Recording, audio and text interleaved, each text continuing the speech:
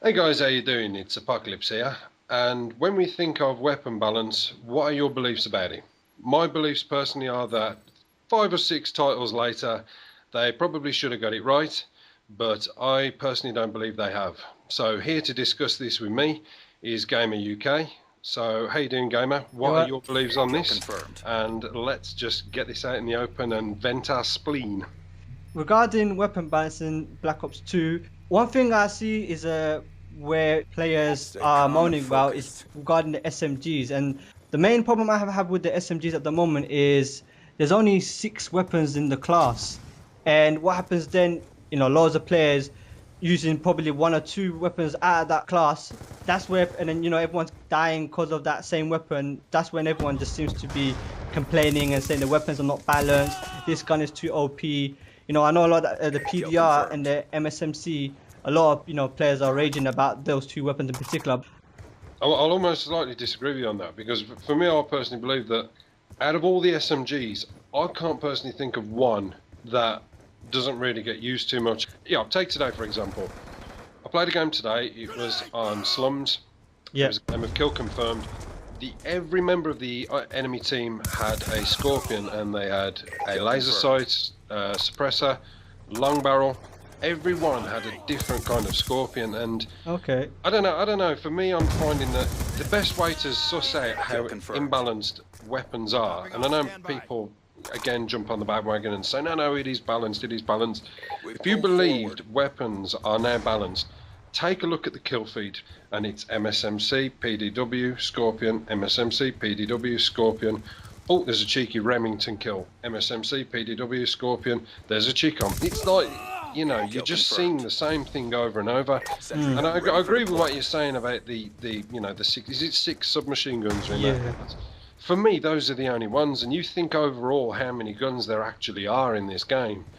You've got how many different classes? You've got the shotguns, you've got the light machine guns, you've got the submachine guns, you've got the sniper rifles, you've got the riot shield. Yeah. Out of that, you're only seeing 6.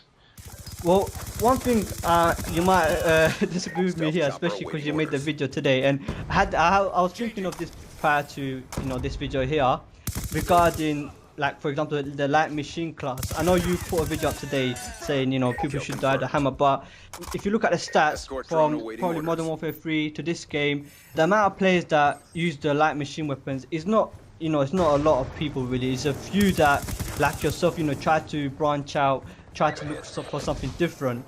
But that's why a lot of people may go for the light machine weapons, but few players always run to the SMGs and to the assault rifles. And the thing as well with the COD games, a lot of the maps, they're just designed small maps and like a medium-sized maps, and really the light machine weapons seems like it doesn't really have a place in COD games, because the amount of times I've used LMGs in this game is very rare. So it makes me think, instead of having light machine weapons, why not just add much more SMG weapons and assault rifle weapons? Because really, the majority of COD players, that's what they're always going to run off to. How would you feel, Apocalypse, if they just took out the light machine class? Because there's only a few rare, minority players who are using the light machine class, and just give more SMG weapons and more assault rifle weapons. That way, players will try different SMGs and assault rifles, and making it, a bit more variety in the game.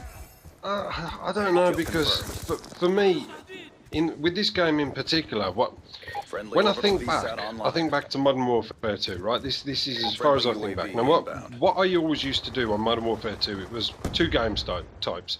It was free for all and ground war. Those were persistently the 2 game types I used to play. Now on free for all, I've found nothing more pleasurable than sitting and looking through my guns and thinking, right, we're going to choose a generic oddball of a class. And even on Rust, you remember Rust on Modern Warfare 2, that really small map? Yeah. I used to use an L86 on that.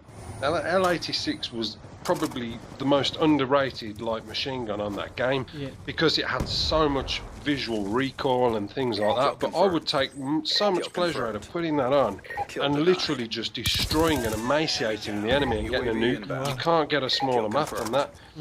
So for me, I don't know, I think it needs that variety, but they need to sort out the balance. That's where the problem is, because again, going back to Modern Warfare 2, I don't know how you used to do it personally, but I mean, I never prestiged on Modern Warfare 2. I stayed at level 50. I just wanted to get to level 50. Yeah, I was the same actually.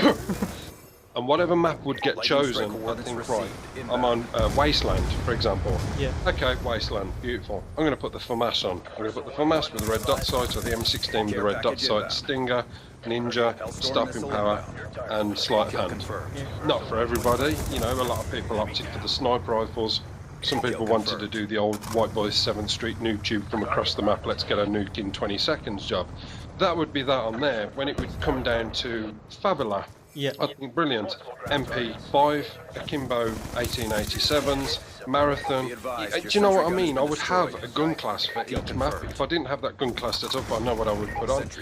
On this game, it's not the case. It's like I've got 3 classes with a PDW, where I've made videos where I'm saying, oh, this is wrong, this should be fixed. But I'm doing it myself, so I'm like the biggest hypocrite known to man. Yeah, I remember in your Modern Warfare 3, you actually hate players who use the what was it MP7, wasn't it? Yeah, MP7. Yeah. There was a couple of games where I'd put it on and I'd annihilate. And even though you might say, well, why didn't you just use that? Yeah. But I like to be different. I like to stand out. Yeah. I think you can sit there and watch so many people's videos, and it's like, hey, how you going, guys?